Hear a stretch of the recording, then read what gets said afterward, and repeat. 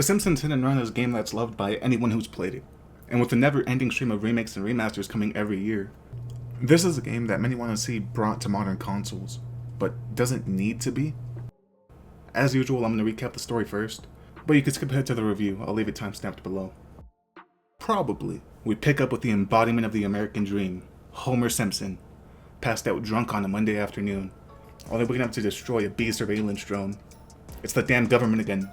How many times do I have to tell you? I'm not paying taxes, Quimby. Well, stranger things have happened in Springfield. It's not like I have time to worry. I have to fulfill my duties as a father by dropping off Lisa's project, causing us to be late for work. Thankfully, I know a little life hack. When you're running late for work, just ram your supervisor off the road and total his car. Works like a charm. We spend the day combating an AI takeover and head home to relax. But it's a little difficult to do that when you're being spied on by an unmarked black van in front of your house. We stealthily tail the black van back to Mr. Burns' mansion. Of course he's behind this. Just look at his initials. If you rearrange the letters, then add some more, it clearly spells out, "Curse you, Simpson, you dumb son of a..." And then there aren't enough letters to finish the word bitch. But he's guilty beyond a shadow of a doubt. We confide in Marge about this mind-blowing revelation, but get sidetracked into destroying crates of video games. I'll be damned if any child of mine becomes a League player. I want them to become productive members of society. Smithers is on his way to tell Mr. Burns about the plowing he took in the morning. Luckily, we get to him first, telling him we know all about his dastardly plan to... Yeah, I didn't think this through. And Mr. Burns releases the hounds. We go over to Bart, who skipped school and decides that now, after all the kids are out of school, is a good time to get a copy of a highly anticipated video game. Maybe if he actually showed up to school every once in a while, he'd see the flaw in his thinking. The game's sold out, clearly, so we try hitting up the local degenerates and neckbeards, but they're no help. A certain serial mascot-looking professor is hoarding copies of the game in order to build a giant RC T-Rex. Screw video games, I gotta get my hands on this. Alright, we need to gather supplies from around the city. We start by racing Snake through a crowded freeway causing a 57-car pileup. Then we drive around with an aspiring backwoods entrepreneur to collect the freshest roadkill to sell to Krusty Burger. Finally, we collect the escaped monkeys Dr. Nick is using to complete his research. Something about studying the effects of the simian flu, I don't know. Before Truckosaurus can be completed, we need to drive around destroying Cybertrucks.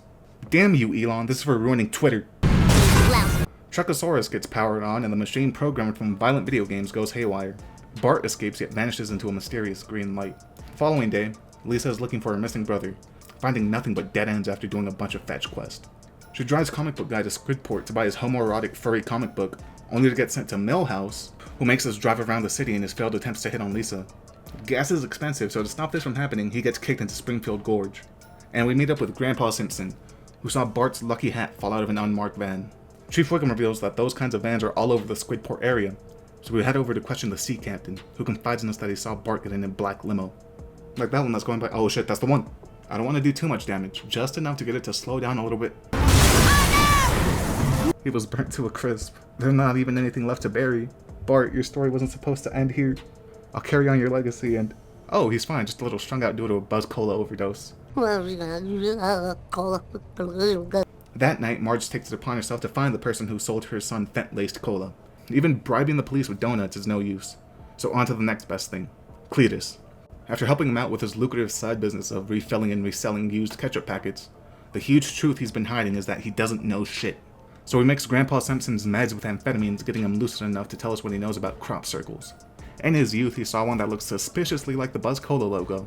We take a can to Bart, snapping him out of his mind control, and he confirms that it's being used to brainwash the citizens of Springfield. Marge drives all over Springfield stealing cans and destroying Buzz Cola trucks, eventually getting cornered by Chief Wiggum, who succumbed to the mind control and tries to arrest Marge. Doesn't he know Simpsons have a history of avoiding charges? Although she managed to escape, she gets labeled as a crazy conspiracist by the rest of the city, except for Apu. He goes on his own investigation, and we're better to start than with the mob. They love when people poke around their business. We follow the police until they lead us to Snake, who needs help with his community service, picking up trash on the side of the road, robbing armored trucks, the usual. In exchange, he finds out that the cola trucks are owned by the museum. We race over there with Bart, barely surviving a near-death experience with a reanimated T-Rex, and discover that aliens are producing the cola to boost the ratings for the reality TV show. The show has gone downhill, so they plan on jumping the shark by starting a zombie apocalypse. We start off with robotic bees and sketchy pizza delivery vans, but the streets of Springfield just keep on getting more and more dangerous. This city needs a hero. This city needs Bartman. Unfortunately, Bartman is on a budget, so we take the bus to meet up with the one person who has enough influence to stop all this. Krusty the Clown. Without any proof, he's skeptical of the whole alien debacle. Luckily, Professor Frink intercepted an alien message, revealing the location of laser guns, giving us enough proof to show Krusty. But he already approved for free laser gun stands to be set up around town. We have to keep Springfield safe. So we drive through packed sidewalks and Squidport destroying laser gun stands. I'm doing this for the people. Broken ribs are better than being turned into a zombie for an alien show that draws lower ratings than Velma. We tell Homer about the aliens and race to the brewery, but it's too late. The cola has been spread. Soon, civilians will start turning into zombies.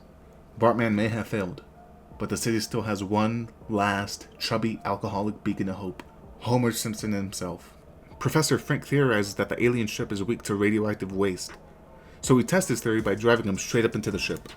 We're gonna need a lot more nuclear waste, so we team up with a man who, allegedly, had Amelia Earhart's plane shot down. We blow up the UFO by sacrificing a criminal who was bound to end up on death row sooner or later, and we send Homer's World War II vet father back into the line of duty to lay down his life for humanity, killing Kang and Kodos. The Simpsons enjoy their newfound intergalactic fame as the credits roll. I grew up with a scratch copy of the game, and I used every trick in the book to make the game run. I'd rub toothpaste all over the disc and run hot water on it. I'd spin the disc as fast as I could before slamming the GameCube lid shut. I was hopelessly addicted. And when I started on this video, I fully expected a poorly controlled nostalgia trip. But Hit and Run aged like fine wine. The graphics are dated, but in a good way. They have a certain charm to them that brings you back to the good old days of driving around, beating pedestrians. It also works in the game's favor that they managed to secure the voice actors from the show, making it feel like an episode or a special. There's plenty of interactions with side characters from the series, through races and missions. Speaking of which, there's only a handful of mission types, but the levels last long enough for them not to get repetitive. Because then you get to switch maps, switch characters, get new vehicles, meet new NPCs. You cycle between 3 maps, but the changes made when you revisit them alter the vibe. Like Squidport in level 6 is my favorite, but it wasn't until this playthrough that I noticed all the minor tweaks made from the first time you visit the map in level 3. All of a sudden there's Buzz Cola propaganda in Squidport, and 2 tubes shooting cola into the ocean. And of course the biggest level change is between level 1 and level 7. Now for context, I think I first played this game when I was around 3. One of the oldest memories I have, aside from almost breaking my sister's leg, was driving around in the Bartman costume protecting Springfield. But I never fully beat the game till a few years later, because the last level terrified me at that time. Seeing Springfield go from this bright, cartoony area with a happy soundtrack, to pixelated witches and ghosts ruling the skies, ominous background music, the unnecessary use of Sam Raimi Evil Dead camera angles, it was truly frightening. But I can look back and laugh about how much of an illiterate pussy I used to be. But that's just one example of the many memories I have playing this game. And while it'd be great to see it get a remake or remaster someday, but as things are, I don't think it needs it. There's no reason why you can't pull out your old PS2 or GameCube. Hell, you can download an emulator and relive some nostalgia. It's amazing what happens when the studio actually devotes the time to make a well-designed game. Well, that's all I got for this one. I'm gonna go romanticize what my life would be like if that one cosplayer that lives halfway across the country acknowledged me. So subscribe, or don't. Either way, I'ma head out. Later.